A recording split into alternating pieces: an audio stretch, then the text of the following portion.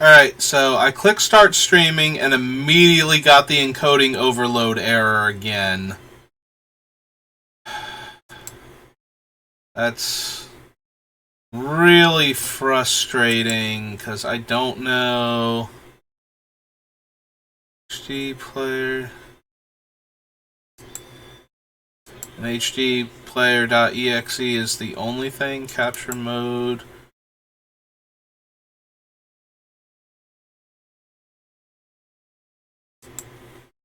Automatic.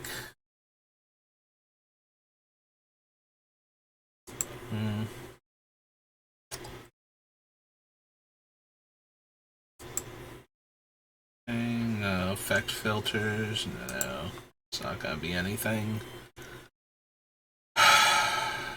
Yeah, I'm not sure what stops it from overloading my system, so...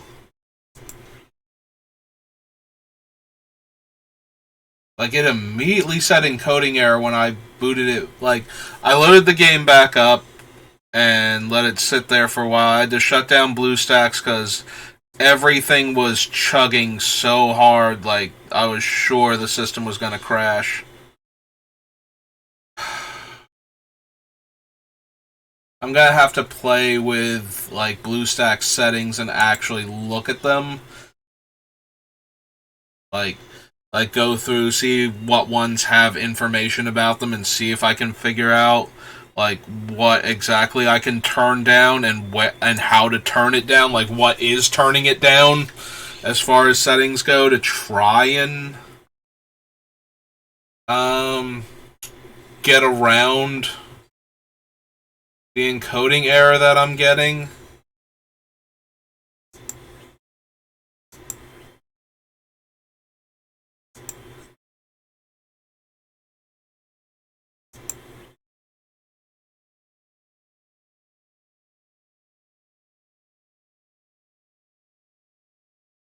Because I'm guessing what is happening is that my internal video card cannot handle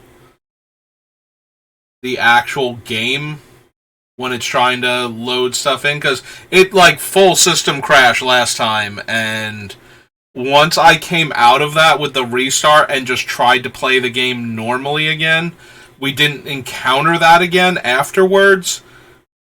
So I don't know. Like, will we encounter it again here when I try and load in? Maybe. Alright, we have to select no friend unit for this. Yeah, I got my headset around my neck, so I'm just like listening to music in the background, but...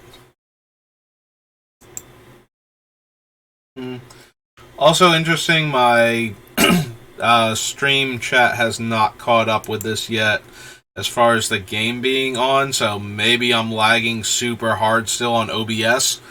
It hasn't said I've dropped any frames, and it does say I am streaming. Microphone's still on. Gotta check that out of paranoia. But yeah, it has not done like stream elements, welcome to the chat room type thing. Well, welcome to the chat room is up, but stream elements hasn't announced that I've gone live yet.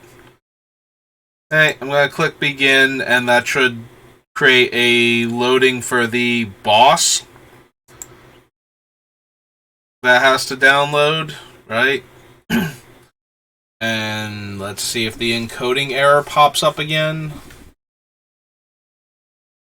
Ah, stream elements finally caught up with me. Okay, the encoding error did not pop up that time. So maybe... Alright. Putting my headphones back up so I can actually do the fight, but yeah, that is so obnoxious, because that's going to keep happening until I figure out what's causing it.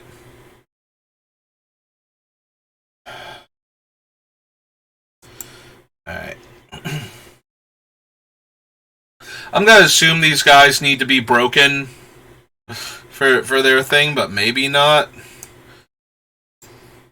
What? Takes critical brave damage. Also easy. Do they have Vital Crusher on? I just clicked off of it. They have Vital Crusher now? Okay. So they're going to take critical brave damage every time I do anything for now on. Is that the icon that's overhead? Magitech Lance. Okay. So she has it for 5 turns left. So yeah, let's just go ahead and knock their turn back as far as possible. Also, I think Kate Sith crit fixes, doesn't he?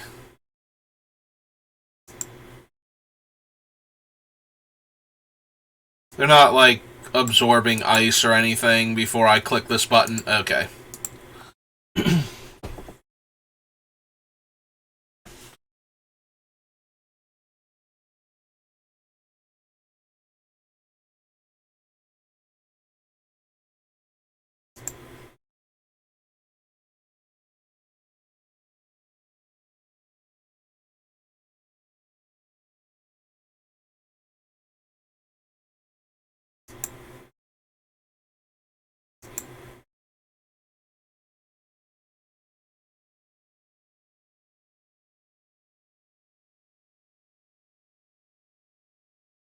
Yeah, it'd be weird if they were immune to ice while Celis is like one of the major characters featured.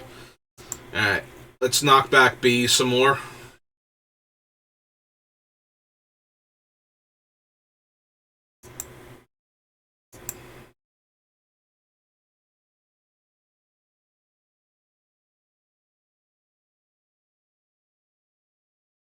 Priest.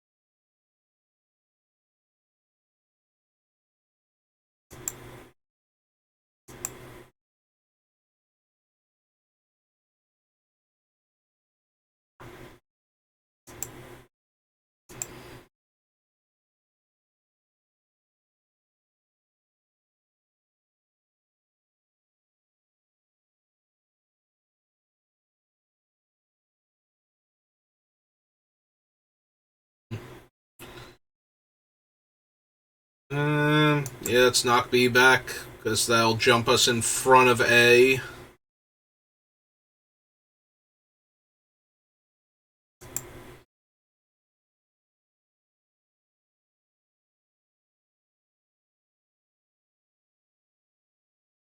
I don't know how much longer I can keep them from taking a turn at this rate, but I think they're going to get one soon, so...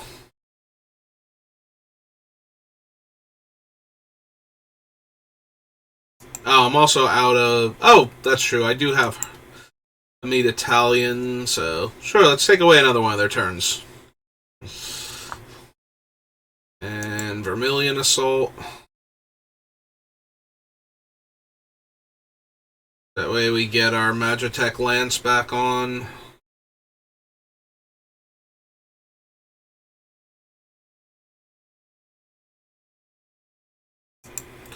Alright. Roll them bones. Ugh.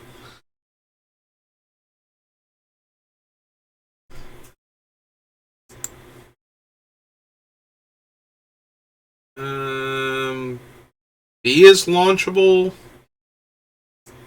Does not move me forward. No, I'm still gonna... Anyway. Okay, it did give me the free turn though, so... Drop this on him.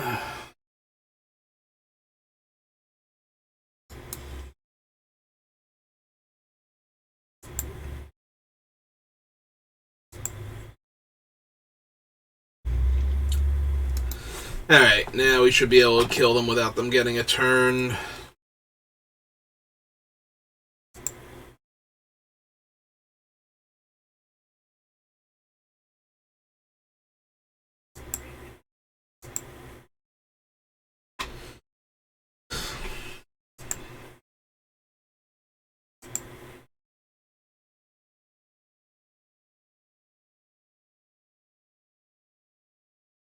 Hey, we're at 100%. Well, in that case, let's change the air.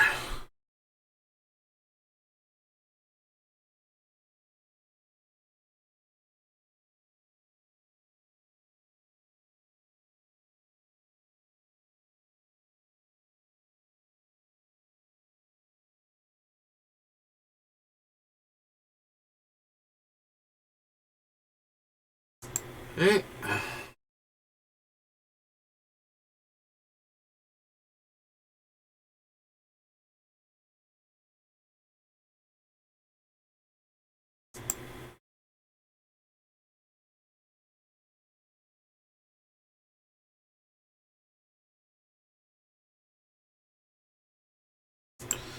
Alright, can we get like an 18 or something?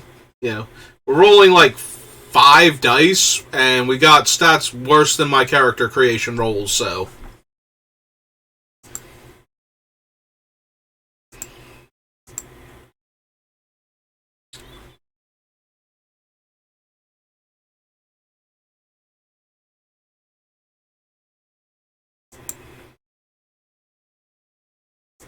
Does Dragon Drive have splash damage?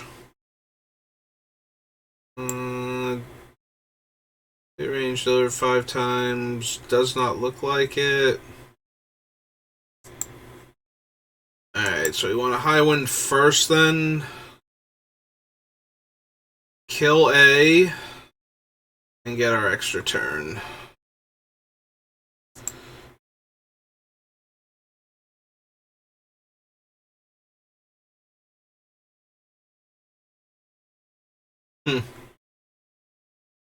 Oh, right, I haven't equipped her EX extension yet, have I? I'm like, why did that not kill him? And the answer to that is I never actually equipped the extension. I always forget that. So she's still hitting tiny baby level 80 numbers.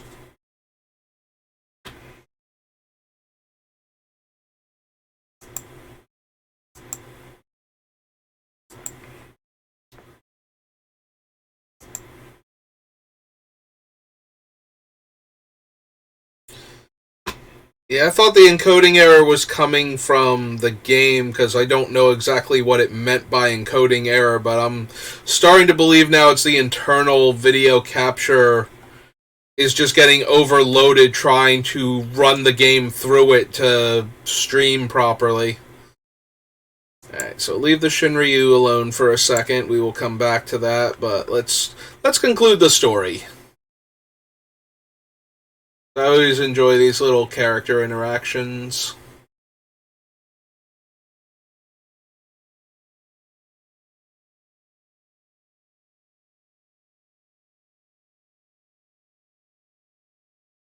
I mean, that's almost exactly how the fight ended, and if I had... We just saw the fight, how it would have ended if I had equipped her EX extension properly. And she had gotten to strike the killing blow.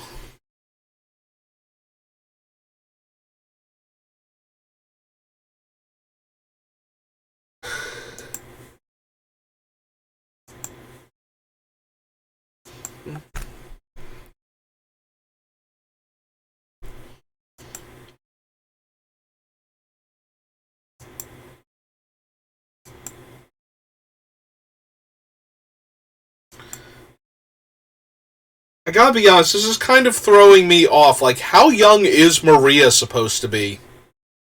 Because I thought she was like, maybe late teens, but probably early 20s, because Furion looks like JRPG protagonist, so then again, like Squall's supposed to be like 16, and the headmaster's supposed to be like an old man at like 22 or something, so, I forget exactly. There's like weird ones like that where the characters that are supposed to be like super old are like in their 20s, and the main cast is like 16, 17. So, like they're not even 10 years older than you, and they're like withered old people, and like the vibrant youth of the teenage years. Just I don't know. JRPGs, man. So yeah, I was under the impression that Maria was like late teens, early 20s, and Porom is actually like after years Porom. So at this point, like mentally, she should be. So she shouldn't be this young either. Like from a mental perspective, like they don't. Similarly to how Hope doesn't physically age up in the game, but has his memories from when he's like late teens, early 20s, after the events of Final Fantasy 13. Like Porom also is like after years mentally, so she should be like like they were kids, but Theodore's old enough to be out there fighting. So even if we assume that Theodore's like 15, that's gotta put Porom in like her 20s also. So it feels like they're very childish for where they should be mental age wise. And the chibi girl from World of Final Fantasy, like they are kids, like they're like 14 or something, I think. And then their chibi forms make them look even younger, but like even when they're like normal human forms, they're like something like 14 or something. And I haven't actually played their game, but I've seen it played before, so I know most of the story. I've missed parts of it though. I like missed parts of the playthrough and never went back and watched it. But it's kind of throwing me, like I'm pretty sure at least these two, like she looks like she's in her 20s, like late teens, early 20s, and she should be, like from a mental perspective, even though her body didn't shapeshift towards its proper age for after years, like she has to be somewhere close to her 20s. Like we did not take like a 3-year-old with us, and I can't imagine Theodore's younger than 15. Like even if we go by JRPG protagonist logic, I can't imagine he's that young. So, and Rosa and Cecil had not successfully, you know, produced an offspring during regular Final Fantasy IV. So, you know, that means that there had to be like 15 years after the events of the game had gone on. So, unless, I don't know, maybe they raised Theodore in the monster realm and it only took like 6 months to get him to 15, or whatever it is. I forget how long Raija was down there, and she was like 5, and then she comes back and she's like 19 or something. Which, um, yeah, that one's kind of throwing me. I was never quite clear, like, did her body just age super fast and she's still a kid? Because if so, that makes the whole her and Edge's relationship kind of weird. But anyway, getting back to the actual story, yeah, that one was just kind of messing with me.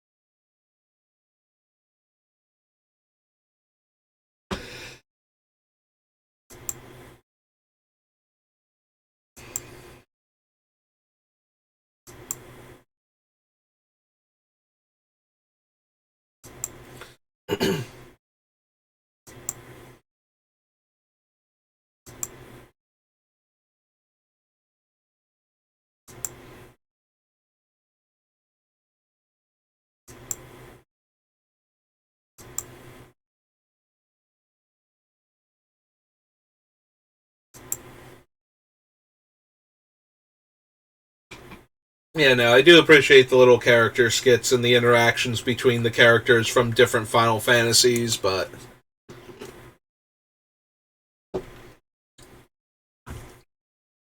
that one was just throwing me like I could have sworn Maria was older than that. And like I said, I know Porom has to be older than that mentally at least. Like she's still stuck in like her little kid body, but she has all of her memories from after years, so alright, so we need a team to take on the Shinryu.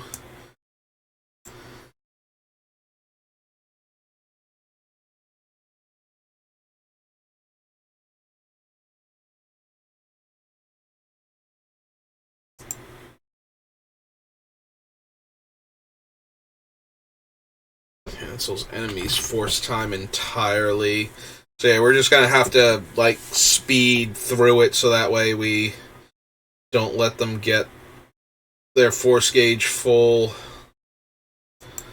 Triggers hardens defenses, takes critical brave damage, cancel. Oh right, they have a weird thing where they need to take critical brave damage.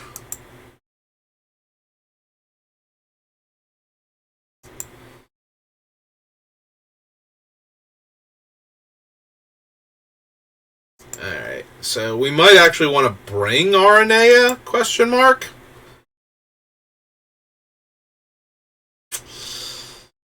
Alright.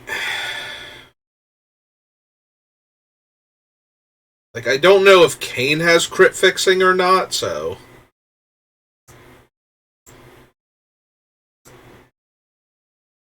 Let me just check Kate Sith real quick.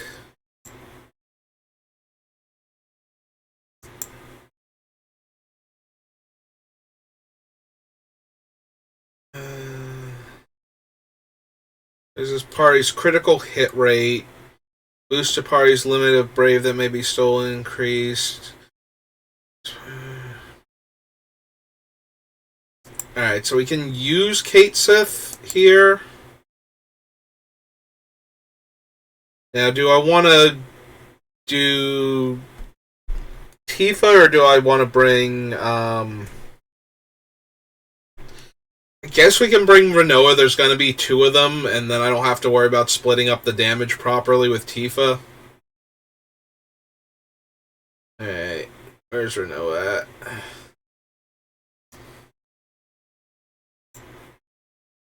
Oops. Alright. Are they immune to, like, launch or anything? Do I need to worry about that? Does not look like it. Okay. We can pop back over here, and we can grab Sid Reigns.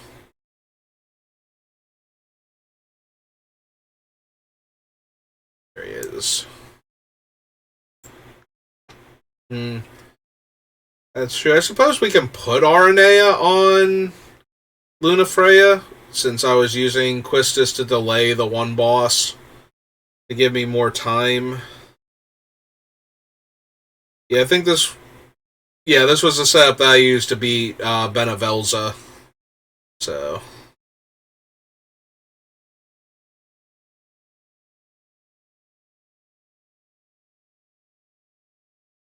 Oh, there she is. We can probably just bring in Aranea for the... whatchamacallit, the Vital Crusher debuff. Alright. This should be more than enough damage to get us through. Oh, I have to swap Kane's spear off Aranea.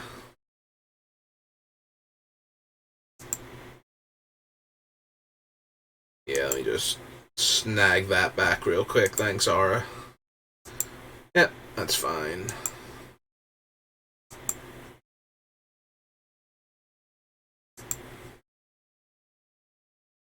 Yeah, this should be more than enough to kill them. Alright, let's see if the overflow happens again. Hopefully not. Yeah, it's gonna be obnoxious if I have to, like, just close my stream in order to get around. Oh, there it is again. Consider turning down video settings or using a faster encoding. But I don't know how to turn down video settings on, like, the OBS or on the video or on the game itself is the problem.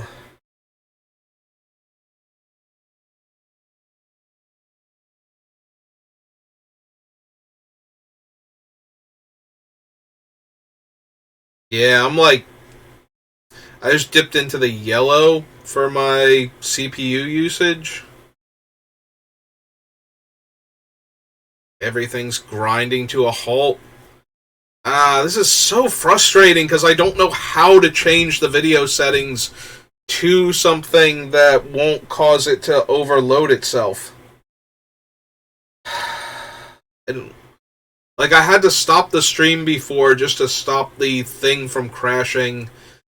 And now it just keeps telling me the encoding is overloading. Yeah, you might lose me again. I might just disappear when my whole system goes down. I don't even know if you can hear me anymore. I am dropping frames left, right, and center. My CPU usage just crashed into the red. Come on. I shut down OBS and restarted it. I shut